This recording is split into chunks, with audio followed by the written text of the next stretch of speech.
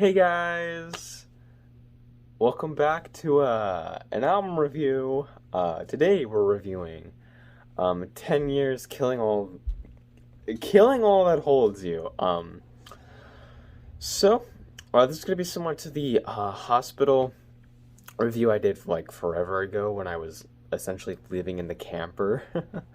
But essentially, I'm just gonna talk about the album. There's not gonna be a favorite tracks. I'll still give them.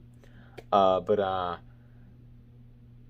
yeah, I'll still give the favorite tracks if you want them.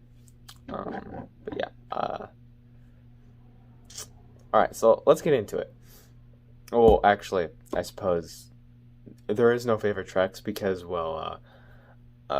my favorite tracks. I only have two favorite tracks. I like all the songs on the album, of course, but there are just only two songs that stand out particularly to me.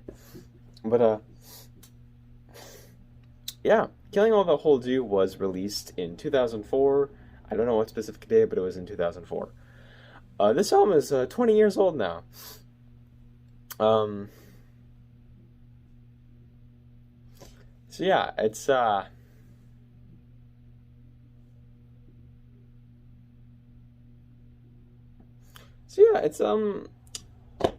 wow.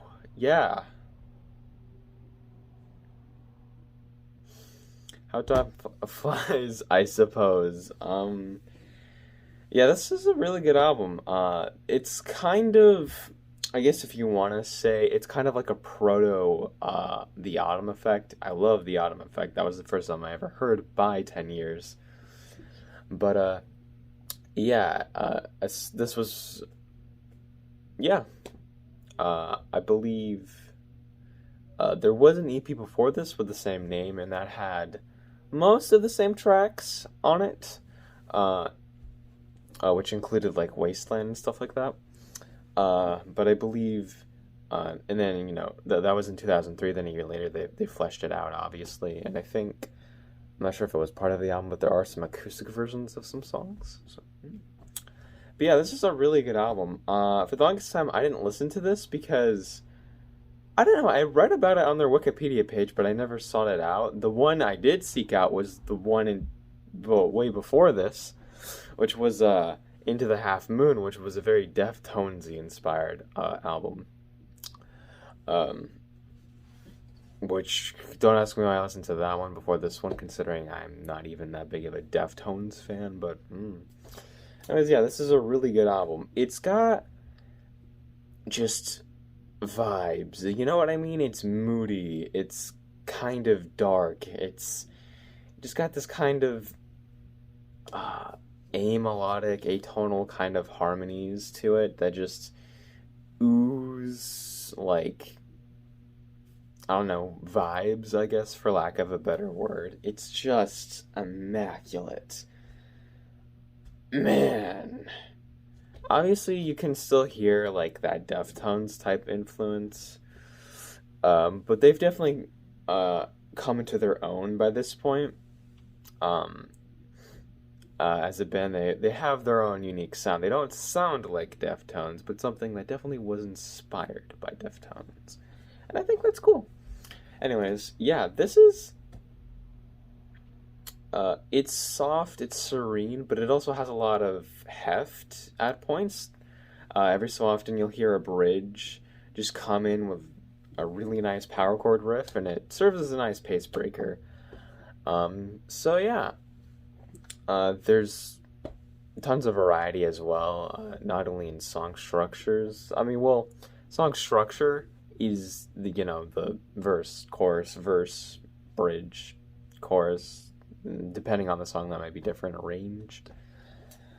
But they all do it in a unique way, and the way the music is composed and arranged is super awesome. I love this sound. Essentially, this sound is so cool, and I kind of wish 10 Years kept that sound. I understand that they're not really a band that, from what I'm given to understand anyways, they're not really a band that wants to keep doing the same thing, but I wish they kept going with this kind of sound and style, I guess, because the album they released after the Autumn Effect Divisions is, but maybe I'll get into that if I ever review the Autumn Effect one day.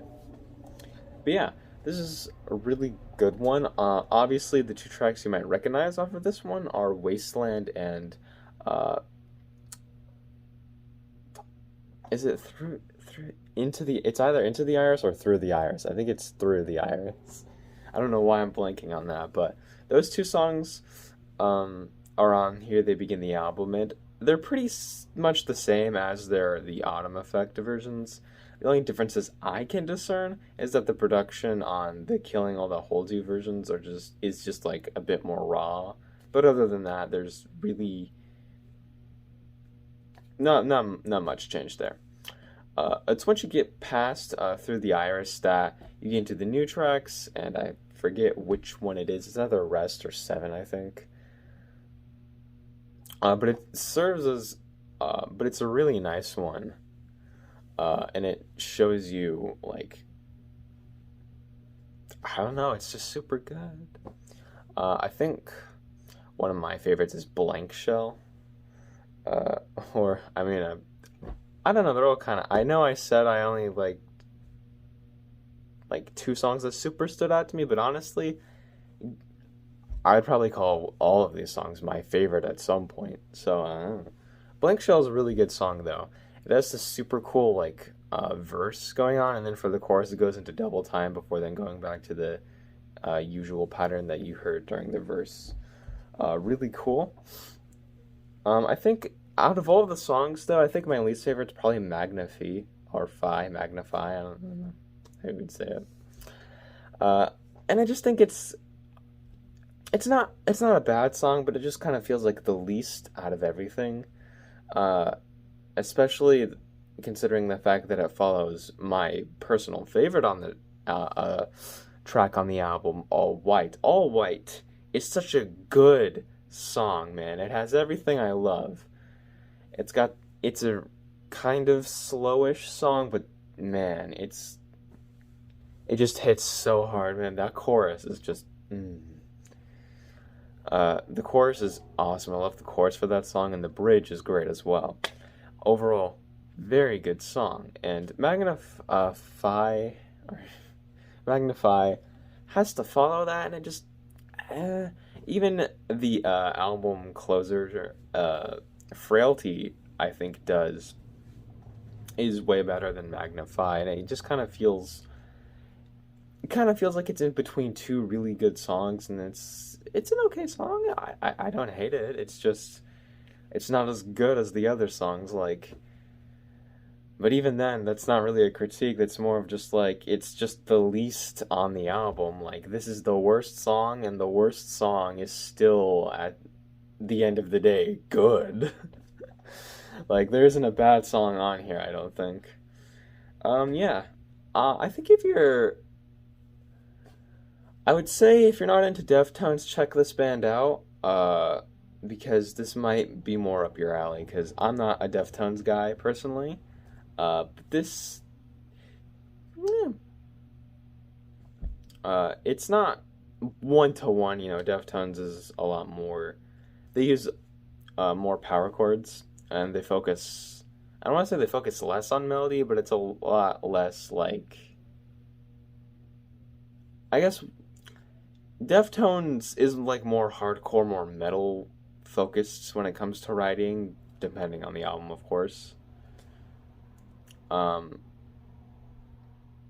Whereas 10 Years is more like hard rock when it comes to songwriting, and I think that might appeal to more people, obviously. But yeah, I don't have much more to say other than actually I do want to very quickly talk about Silhouette of a Life. That song is poetry. I think that song is super good. It's the ballad of the album, and it's a really good one. In fact, I guess I don't want to say so good that it was reused or anything, but like it was. They reused this one for Feeding the Wolves, which it feels out of place on that album. I'm not gonna lie, but overall, Silhouette of a Life is an amazing like acoustic or not even acoustic. I don't know. I guess it is an acoustic track because there's yeah. Well, what am I saying? I don't know. Don't. But yeah,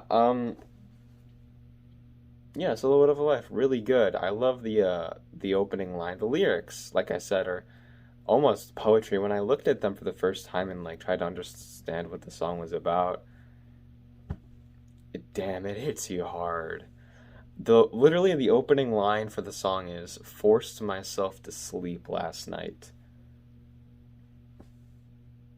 Enough said, right? Anyways, yeah, I don't have too much more to say. Please check this album out. It's really good. If you like rock music, or even metal music, or even alt metal, and you like kind of dissonant, moody kind of stuff, that's I don't know how to describe 10 years. I want to say hard rock because it's definitely that, but it's a lot more than that as well. Anyways, yeah. Check this album out if you haven't already. Might be your new favorite. Also, Discogs, can there please just... Why? I guess I know, but yeah. I'll see you in the next one, guys, and I hope you all have a good rest of your days.